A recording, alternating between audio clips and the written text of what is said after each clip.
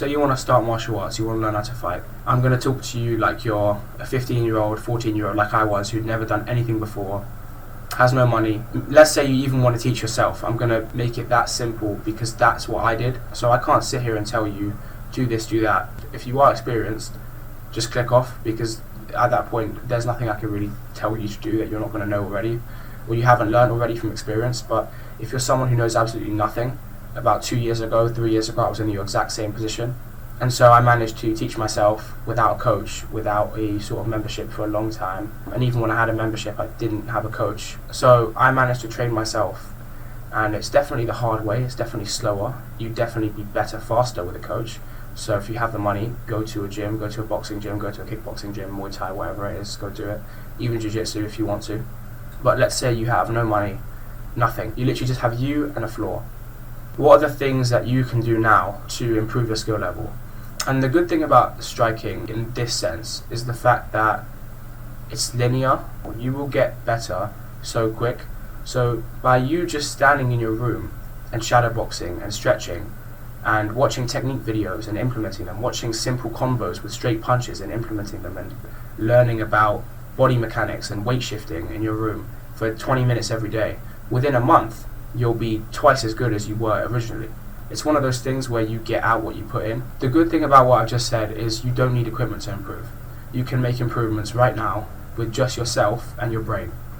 So say you know absolutely nothing. My advice would be learn straight punches. So learn a jab, learn a cross, and learn footwork. Learn how to move forward, backwards, left and right. And obviously with that comes the stance, so learn the stance. Maybe learn how to roll, maybe learn how to slip back, pull back and then throw. Maybe learn how to take your head off the center line, so maybe when you throw a jab you slip this way, or you slip that way and then you throw something else.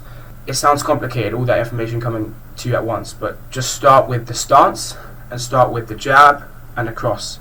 Just start with that. And stretch as well, so because you need to make sure that your shoulders are loose, you're not going to get injured. You need to make sure that your hamstrings are loose if you're kicking as well. If you want to learn kicks, I just learn front kicks like teeps. So you can do this right now. Go and watch a tutorial on how to throw a jab in a right hand, and sit there practicing throwing the jab, throwing the right hand, shifting your weight between the two. So say on the jab you shift to the back foot from the front, and then on the right hand your weight's on your back foot, and as you throw you shift it to the front again. And so that's just basic weight shifting, but that will allow you to get an extra 50% of power on your punches. And it's not hard to conceptualize either. You can feel it when you do it, that it's more effective.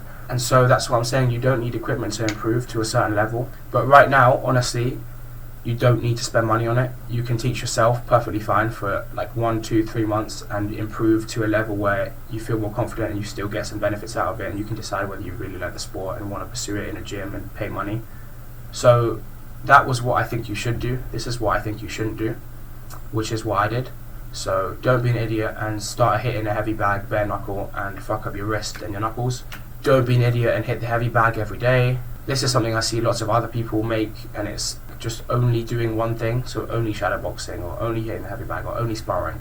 Because the problem with this is you're going to get injured depending on what you're doing. So say you're always hitting the heavy bag, you're going to mess up your fucking wrist, your shoulders, maybe your elbows, maybe your back even. Say you're always sparring, you might break your nose, or you might mess up your knees from kicking, or your elbows.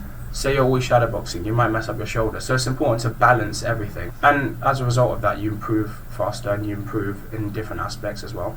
Don't hit the heavy bag like this. Keep your hands down and just swing like an idiot. I see this all the time. Don't body spar with your mates and just start fighting like an idiot and start doing this and just start swinging like really close, because the truth is that's not a real fight, and the only thing you're teaching yourself is how to get knocked out. Because in a real fight, no one just walks into range like this and just starts swinging like this. That doesn't happen. So like fight like you would normally fight. Like keep your range, keep the distance, even paw to the head. If you're doing body sparring, tell them like, I'm just going to tap you on the head, and I'll even throw shots to the head, but I'll pull them before they land. And so you keep your distance, but the shots that you actually land, that you go to the body. So then you learn how to fight, you learn distance, and at the same time you don't get hit in the head. And so that allows you to process what you're learning as you're learning it in sparring. Whereas if you just started fucking swinging or doing that shit that people do where they just swing to the body, you're not learning anything, you're almost regressing in technique. So yeah, keep that in mind when you're sparring with your mates. Like, don't go too hard either, because you're not learning anything. If your technique isn't solid, if you look like an idiot when you're shadow boxing, you shouldn't be sparring above 50% power. So learn the technique first, Listen, you've got the whole internet at your fingertips, so search things up, but remember, start with straight punches. Don't start learning hooks. Hooks, elbows, knees, it's all quite complicated. So just start with straight punches. If you want to learn kicks as well, if you're doing kickboxing, learn a teep, learn a leg kick with your rear leg, and that's it. So now you've got your jab, your cross, you've got your front kick, and you've got your rear leg roundhouse, and that's enough to be fine and do well against most people.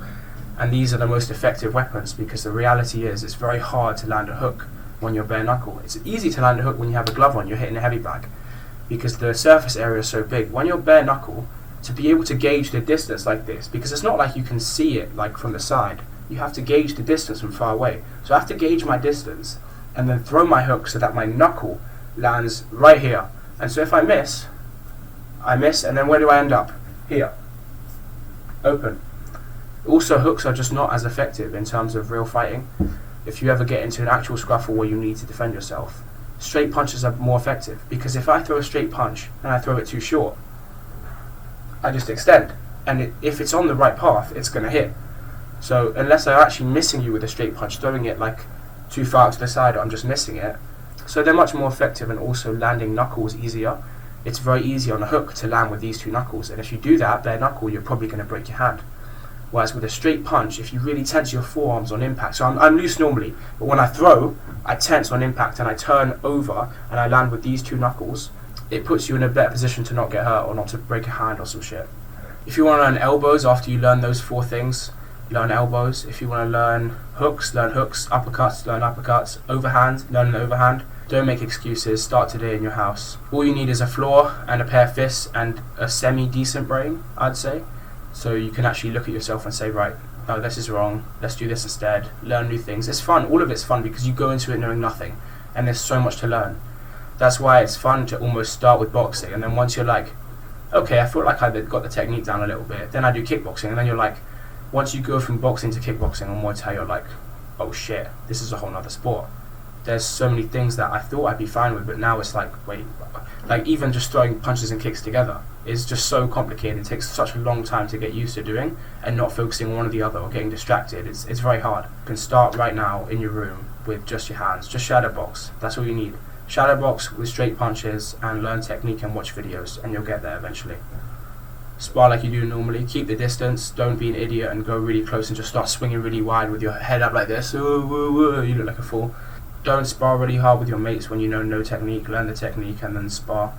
Or learn the technique while sparring and just spar like 30% for like an hour. Like, that's the good thing about sparring light, is if you're just tapping each other and maybe you go a little bit harder to the body or the arm, if you throw a punch to the arm or the shoulder instead of the head, you land it hard. But if you throw it to the head, you throw it like 20-30%. You can spar for like an hour. You can spar for an hour with like 2 breaks. That's it. And the amount of shit you're going to learn, especially if you're doing that with someone who's better than you, who's showing you while you're doing it, is like so much greater than an hour of just normal sparring over like the span of a month. And also the damage is much less. You're much less likely to get injured. And so if you want to learn and you know nothing, I would take that approach to it.